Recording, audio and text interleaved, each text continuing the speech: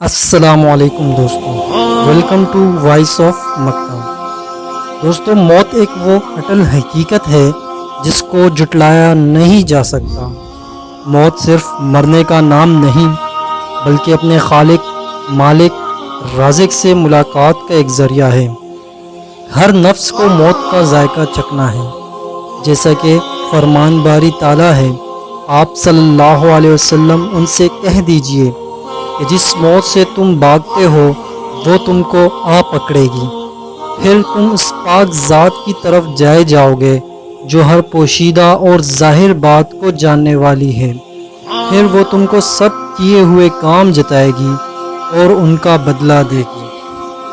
دوستو، موت ایک ایسی حقیقت ہے جس کو کثرت سے یاد رکھنا امیدوں کو مختصر ہونے کا سبب ہے، دنیا کی طرف بے اعتنائی کا ذریعہ ہے، گناہوں سے توبہ کرتے رہنے پر بھرنے کا سبب ہے۔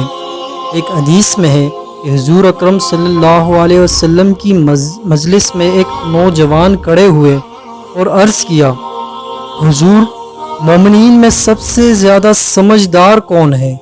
آپ صلی اللہ علیہ وسلم نے فرمایا، موت کو کثرت سے یاد کرنے والا اور اس کے آنے سے پہلے اس کے لیے بہترین تیاری کرنے والا۔ دوستو، افسوس، آج ہم ایمان کی کمزوری کی وجہ موت سے بھاگتے ہیں۔ جب کسی کو مرتے دیکھتے ہیں تو سوچتے ہیں کہ مرنے والے کی موت لکھی تھی، مگر میں نے ابھی کب مرنا ہے، بہت وقت ہے، انشاءاللہ موت کی تیاری کر لوں گا۔ یہ ہماری سستی، لاپرواہی اور ایمان کی کمزوری ہے۔ دوستو، ایک ایسا شخص جو موت سے بچ زندہ رہنا چاہتا تھا، جس کو پوری دنیا مائیکل جیکسن کے نام سے جانتی تھی۔ زندہ رہنے کے لیے مائیکل جیکسن نے امریکہ اور یورپ کے 55 چوٹی کے پلاسٹک سرجن کی خدمات حاصل کی، یہاں تک کہ 1987 تک مائیکل جیکسن کی ساری شکل و صورت، جلد، نقوش اور حرکات و سکنات بدل گئے۔ سیاہ فام مائیکل جیکسن کی جگہ سفید رنگت والا خوبصورت اور نسوانی نقوش کا مالک مائیکل جیکسن دنیا کے سامنے آیا۔ گورے مائیکل جیکسن کی پہلی البم 1987 میں بیڈ کے نام سے اپنی تیسری البم جاری کی۔ یہ گورے مائیکل جیکسن کی پہلی البم تھی۔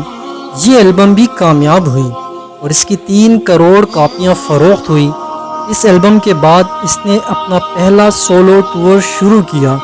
مائیکل جیکسن ملکوں شہر شہر گیا، موسیقی کے شو کیے اور ان شوز سے کروڑوں ڈالر کمائے۔ گورے مائیکل جیکسن نے اپنے سیاہ رنگت کو بھی شکست دے دی۔ اس کے بعد ماضی کی باری آئی۔ دوستو، مائیکل جیکسن نے اپنے ماضی کو بائے بائے کہہ دیا۔ گورے مائیکل جیکسن نے اپنے خاندان سے قطع تعلق کر لیا۔ اس نے اپنے ایڈریسز تبدیل کر لیے۔ اس نے کرائے پر گورے ماں باپ بھی حاصل کر لیے اور اس نے تمام پرانے دوستوں سے بھی جان چھوڑا لی۔ ان تمام اقدامات کے دوران جہاں وہ اکیلا ہوتا چلا گیا، وہاں وہ مصنوعی زندگی کے گرداب میں بھی پھنس گیا۔ گورے مائیکل جیکسن نے خود کو مشہور کرنے کے لیے ایلوس پریسلے کی بیٹی لیزا میری پریسلے سے شادی بھی کر لی۔ اس نے یورپ میں اپنے بڑے بڑے مجسمے بھی لگوا دیے۔ لہٰذا گورے مائیکل جیکسن کی آخری نفرت یا خواہش کی باری تھی۔ وہ 150 سال تک زندہ رہنا چاہتا تھا۔ دوستو، موت سے بچ کر زندہ رہنے کے لیے گورے مائیکل جیکسن نے کیا کیا جتن کیے، انسانی عقل سوچ کر دنگ رہ جاتی ہے۔ مائیکل جیکسن طویل عمر پانے کے لیے دلچسپ حرکتیں کرتا تھا۔ مثلاً وہ رات کو آکسیجن ٹینٹ میں سوتا تھا۔ وہ جراثیم، وائرس اور بیماری کے اثرات سے بچنے کے لیے دستانے پہن کر لوگوں سے ہاتھ ملاتا تھا۔ وہ لوگوں میں جانے سے پہلے منہ پر ماسک چڑھا لیتا تھا۔ دوستوں، وہ مخصوص خوراک کھاتا تھا اور اس نے مستقل طور پر 12 ڈاکٹر ملازم رکھے ہوئے تھے۔ یہ ڈاکٹر روزانہ اس کے جسم کے ایک ایک حصے کا معائنہ کرتے۔ اس کی خوراک کا روزانہ لیبارٹری ٹیسٹ بھی ہوتا تھا اور اس کا سٹاف اسے روزانہ ورزش بھی کراتا تھا۔ گورے مائیکل جیکسن اپنے لیے فالتو پھیپھڑوں، گردوں، آنکھوں، دل اور جگر کا بندوبست بھی کر رکھا تھا۔ دوستو یہ ڈونر تھے جن کے تمام اخراجات وہ اٹھا رہا تھا، اور ان ڈونرز نے بوقت ضرورت اپنے اعضاء اسے عطیہ کر دینا تھے۔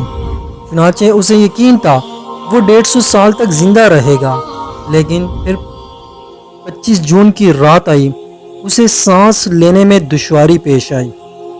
اس کے ڈاکٹرز نے ملک بھر کے سینئر ڈاکٹر کو اس کی رہائش گاہ پر جمع کر لیا۔ یہ ڈاکٹرز اسے موت سے بچانے کے لیے کوشش کرتے رہے، لیکن ناکام ہوئے تو یہ اسے اسپتال لے گئے، اور وہ شخص جس نے 150 سال کی منصوبہ بندی کر رکھی تھی، جو ننگے پاؤں زمین پر نہیں چلتا تھا، جو کسی سے ہاتھ ملانے سے پہلے دستانے چڑھا لیتا تھا، جس کے گھر میں روزانہ جراثیم کش دوائیات چھڑکی جاتی تھی، اور جس نے 25 برس تک کوئی ایسی چیز نہیں کھائی تھی جس سے ڈاکٹروں نے اسے منع کیا تھا، وہ شخص 50 سال کی عمر میں صرف 30 منٹ میں انتقال کر گیا۔ دوستو اس کی روح چٹکی کے دورانیے میں جسم سے پرواز کر گئی۔ مائیکل جیکسن کے انتقال کی خبر گوگل پر 10 منٹ میں 8 لاکھ لوگوں نے پڑھی۔ یہ گوگل کی تاریخ کا ریکارڈ تھا، اور اس ہیوی ٹریفک کی وجہ سے گوگل کا سسٹم بیٹھ گیا، اور کمپنی کو 25 منٹ تک اپنے صارفین سے معذرت کرنا پڑی۔ مائیکل جیکسن کا پوسٹ مارٹم ہوا تو پتہ چلا احتیاط کی وجہ سے اس کا جسم ڈھانچہ بن چکا تھا۔ وہ سر سے گنجا تھا، اس کی پسلیاں ٹوٹی ہوئی تھی، اس کے کھولے کھندے پسلیوں اور ٹانگوں پر سوئیاں کے بے تحاشا نشان تھے۔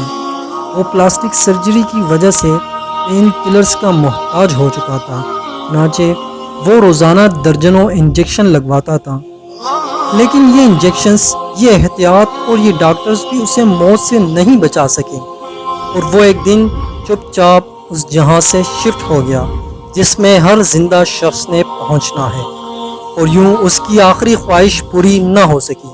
مائیکل جیکسن کی موت ایک اعلان ہے۔ انسان پوری دنیا کو فتح کر سکتا ہے، لیکن وہ اپنے مقدر کو شکست نہیں دے سکتا۔ وہ موت اور اس موت کو لکھنے والے کا مقابلہ نہیں کر سکتا، چنانچہ کوئی راک سٹار ہو یا کوئی فرعون، وہ 2 ٹن مٹی کے بوجھ سے نہیں بچ سکتا، وہ قبر کو شکست نہیں دے سکتا۔ لیکن حیرت ہے، ہم مائیکل جیکسن کے انجام کے بعد بھی خود کو فولاد کا انسان سمجھ رہے ہیں۔ ہمارا خیال ہے ہم موت کو دھوکہ دے رہیں گے، ہم 150 سال تک جی لیں گے۔ اور مائیکل جیکسن کی موت ایک لمحہ فکریہ ہے، ایک عبرت ہے۔ اللہ پاک سے دعا ہے، یا اللہ نبی کریم صلی اللہ علیہ وسلم کے وسیلے سے ہمیں موت کی تیاری کرنے کی توفیق عطا فرما، موت کے وقت دیدار مصطفیٰ نصیب فرما، اور حالت ایمان میں موت نصیب فرما۔ آمین ثم آمین۔